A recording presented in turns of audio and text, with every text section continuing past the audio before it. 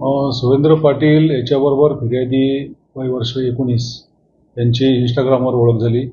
त्यानंतर फिर्यादीला आरोपीने आमिष दाखवलं की तुला एअरपोर्टला मी नोकरी लावून देतो, कागदपत्र घेऊन ये.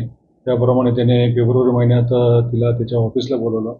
त्या ठिकाणी त्याने सदर तरुणीला आईवडिलांना मारून टाकेल अशी धमकी देऊन तिच्याबरोबर शारीरिक संबंध केले.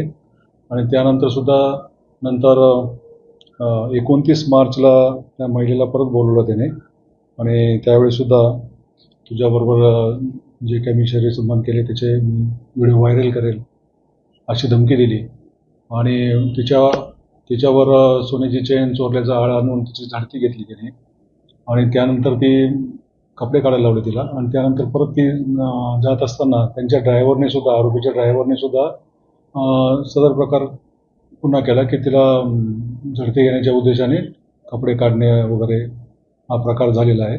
सदर प्रकरणी गुन्हा नोंद केलेला आहे आणि पुढील तपास चालू आहे. रेकॉर्डनुसार सुरेंद्र पाटील यांच्यावर एकूण 13 गुन्हे दाखल आहेत मनपाडा, कोळसेवाडी आणि MFC पोलीस स्टेशनमध्ये. आणि आरोपी अजून मिळून आलेले नाही. त्यांचा ठावठिकाणा शोधतोय आम्ही. अजून त्यांना अरेस्ट केलेलं नाही. ABP माझा, उघडा डोळे बघा नीट.